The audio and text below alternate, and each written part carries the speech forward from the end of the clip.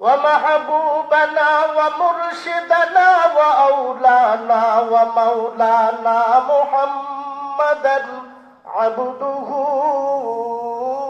ورسوله الذي أرسله بالحق بشيرا ونذيرا وداعيا إلى الله بإذنه وسراجا وقمرا منيرا أما بعد فأعوذ بالله من الشيطان الرجيم بسم الله الرحمن الرحيم إن الذين آمنوا وعملوا الصالحات كانت لهم جنات الفردوس نزلا خالدين فيها لا يبغون عنها حولا وقال النبي صلى الله عليه وسلم أفضل الأعمال ما أكرهت عليه النفوس أو كما قال النبي صلى الله عليه وسلم إن الله وملائكته يصلون على النبي يا أيها الذين آمنوا صلوا عليه وسلموا تسليما اللهم صل على محمد وعلى آل محمد كما صليت على إبراهيم محبت লাগে না নবীর দুরূদ পড়তে?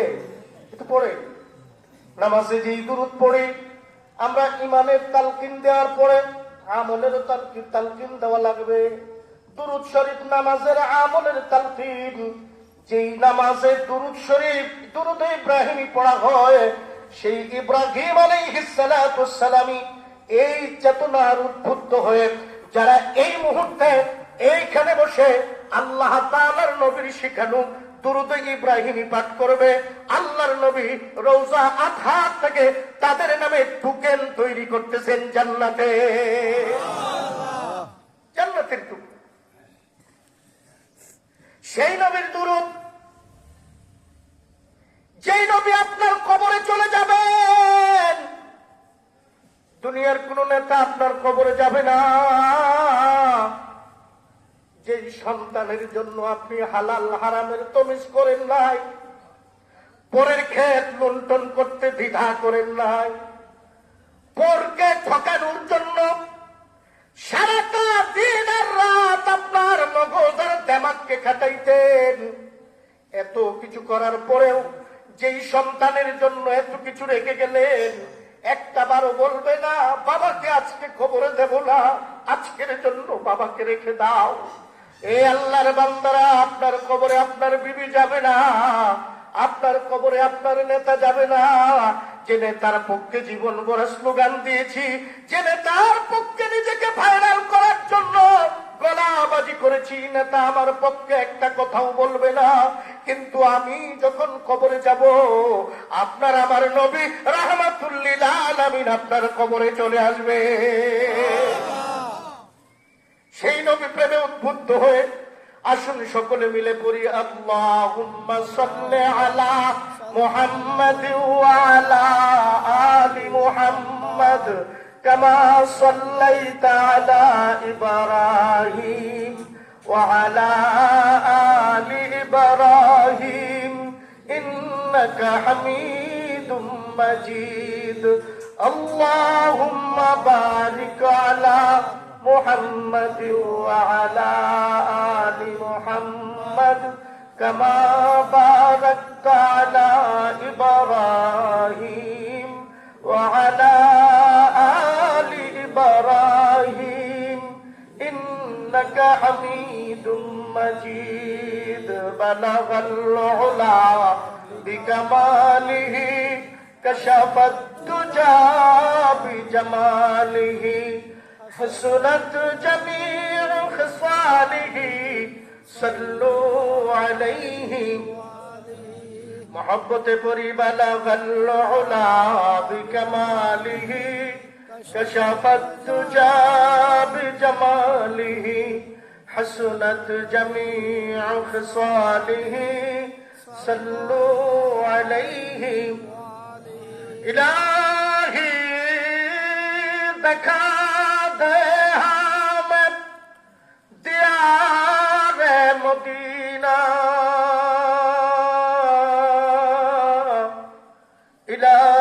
الہی بنا دے ہمیں غبار مدینہ بلغ العلا كشف الدجى بجماله حسنت جميع خصاله صلوا کونین کے مختار خدا تم کو بنایا کونین کے مختار خدا تم کو بنایا امت کے نگہبان خدا تم کو بنایا امت کے نگہبان خدا تم کو بنایا صدیق تیرا نام سے اسلام رہے گا صدیق تیرا نام سے اسلام رہے گا دنیا کے شجاعت میں تیرا نام رہے گا دنیا کے شجاعت میں تیرا نام رہے گا فاروق تیرا نام سے اسلام رہے گا فاروق تیرا نام سے اسلام رہے گا دنیا کے عدالت میں تیرا نام رہے گا دنیا کے عدالت میں تیرا نام رہے گا عثمان تیرا نام سے اسلام رہے گا عثمان تیرا نام سے اسلام رہے گا دنیا کی سخاوت میں تیرا نام رہے گا دنیا کی سخاوت میں تیرا نام رہے گا حیدار تیرا نام سے اسلام رہے گا حیدار تیرا نام سے اسلام رہے گا دنیا کی سیاست میں تیرا نام رہے گا دنیا کی سیاست میں تیرا نام رہے گا لا الہ الا اللہ محبت لا الہ الا اللہ لا الہ الا اللہ لا الہ الا اللہ جڑے جڑے لا الہ الا اللہ اور جڑے لا الہ الا اللہ لا الہ الا اللہ لا الہ الا اللہ نمر بلائے مسلمانی کمر بلائے شیطانی نمر بلائے مسلمانی کمر بلائے شیطانی نمے کام ملنا ہوئیلے نمے کام ملنا ہوئیلے ایتاو ایکتا بے ایمانی لا الہ الا اللہ جڑے لا الہ الا اللہ لا الہ الا اللہ এ মাহফিলের বাইরে আরেকটা মাহফিল হইতেছে নাম ছিল পশ্চিম দোলডাঙ্গা জামে মসজিদ ও যুব সমাজের উদ্যোগে মাহফিল কিন্তু ওইখানে যে মাহফিল মজলিস হইতেছে এখানে চাইতে লোক কম না বেশি? কত বেশি? তাহলে এটা কি নামের বেলায় মুসলমানি আর কামের বেলায় শয়তানি কিনা?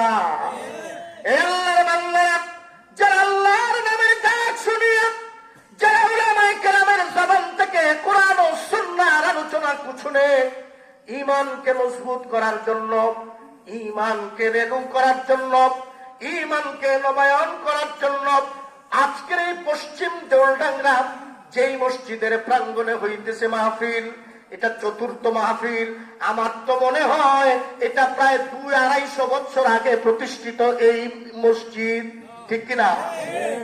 200-250 বছর আগের মসজিদ, মাত্র চতুর্থ বার্ষিক সম্মেলন হয়। তারপরেও মুসলমান কোরআনের আওয়াজ আর কালেমার আওয়াজ শোনার পরে দোকানপাটে কেমন করে বসে থাকে, এই মুসলমান কেমন করে কিয়ামতের আদালতে নবীর সামনে ঈমানের দাবিদার হবে? হ্যাঁ, মুসলমান এই যে আজান দিল, এই আজান শোনার পরেও তো অন্তরে অন্তত পক্ষে কম্পন হওয়ার প্রয়োজন ছিল যে মসজিদে তো আবার নকল আজান হয়েছে, সম্ভবত আমরা এখনো শয়তানি কাজে লিপ্ত রয়েছি, যার কারণে আল্লাহ তাআলার ডাক বারবার আমাদেরকে স্মরণ করে দিতে চায় আমরা যেন ঈমানকে রেনু করার জন্য আবার মাহফিলে চলে যাই। কিন্তু কই, ফজরের সময় কাতারে কয়জন পাওয়া যায়? মুয়াজ্জিন ডাকে কিন্তু কয়জন? কবি বলেন, কেমন করে ঘুমাও মানুষ ফজর করে কাজা, এমনও তো হতে পারে জোহরে জানাজা, এমনও তো হতে পারে জোহরে জানাজা। কেমন করে ঘুমাও মানুষ, কেমন করে ঘুমাও মানুষ ফজর করে কাজা, এমনও তো হতে পারে জোহরে জানাজা তোমার, এমনও তো হতে পারে জোহরে জানাজা। মুসলিম হয় না জন্ম নিলেই মুসলমানের ঘরে, মুসলিম হয় না জন্ম নিলেই মুসলমানের ঘরে, কাফের মুমিন তফাৎটা হয় নামাজের কারণে, নামাজের কারণে। সেই নামাজ যেন কভু তোমার মুমিন,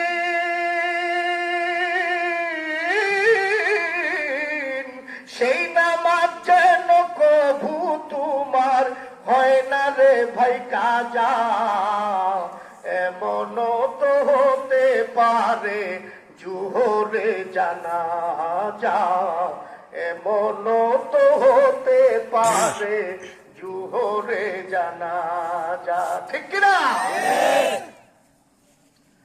মুসলমান আল্লাহর বান্দারা যারা এখনো দোকানপাটে দোকানের কাজে ব্যস্ত, কবি কত সুন্দর করে বলেন, গার হাবা খালকে বাসি, গার হাবা খালকে বাসি জুমলা রাস বা খুদা তসগীর হিলা কেরাওয়াজ। হিলাবাজি বাটপারি চিটারি আল্লাহর সাথে চলে না, মানুষের সাথে চলে। ওলামায়ে কেরামের সাথে করতেছেন, ওলামায়ে কেরাম কিছুই মনে করেন না, কিন্তু নামান্তরে আপনি আলেমদের সাথে এই মসজিদ কমিটির সাথে আপনি ধোঁকা দিতেছেন না, আসলে আপনি নিজেরে ধোঁকা দিতেছেন। আপনি কেমন করে নিজেরে ধোঁকা দিয়া আজকে কেমন করে বাড়ি ফিরে যাবেন আর যাইয়া বলবেন আমি মাহফিল শুনে এসেছি, মাহফিল করে এসেছি, অথচ মাহফিলের সীমানার ভিতরে মুসলমানের পায়ে রাখা হয় নাই। কেমন করে মুসলমান আজকের এই জান্নাতের বাগান থেকে নিজের ঈমানকে তাজা করে বাড়ি ফিরবে? আল্লাহর বান্দারা হাতে ধরবো, পায়ে ধরবো, বিনতি করে বলবো, এ যুবক ভাইয়েরা যাদের কাছে মাইকের আওয়াজ পৌঁছতেছে, তোমাদের পায়ে ধরে বলি মাহফিলটা বেড়ে যাও, মাহফিলের ভিতরে পা রাখো। তুমি যদি রাখতে পারো, আল্লাহ তাআলার ভয় নিয়ে যদি এখানে তুমি আসতে পারো, আল্লাহ বলেন বান্দা আমার ভয় নিয়া যেই মানুষটা গুনার কাজ ছাইরা দিয়া এই মুহূর্তে জান্নাতের বাগানে প্রবেশ করবে, আমি আল্লাহ তারে দুইটা জান্নাতের মালিক বানায় দিব। আল্লাহ বলেন ওয়ালিমান খাফা মাকামা রাব্বিহি জান্নাতান। আল্লাহ বলতেছে যারা আমি আল্লাহর ভয় নিয়া গুনার কাজ ছাইরা নেকের কাজের মধ্যে লাইগা যাবে, আমি আল্লাহ তারে দুইটা জান্নাতের মালিক বানায় দিব। নেকের কাজ ছাড়ার পরে আল্লাহ তাআলা দুনিয়ায় অনেক স্বাক্ষর রেখেছেন। যখন গুনার ভয় অন্তরের মধ্যে পয়দা হয়ে গেছে, বড় বড় গুনাহগারকে আল্লাহ মাফ করে দিয়েছেন। মনে করেন হযরতে বাইজিদ বুস্তামি রাহমাতুল্লাহ আলাইহির সময়ের ঘটনা। আল্লাহর ওলি বাইজিদ বুস্তামি রাহমাতুল্লাহ আলাইহি বুস্তাম শহরের মধ্যে যখন দাওয়াত ও তাবলীগের তালকিন করতেন, ঈমানের দাওয়াত দিতেন, মুসলমানকে নামাজ রোজা শিক্ষা দিতেন, হক হালাল শিক্ষা দিতেন, এই বুস্তাম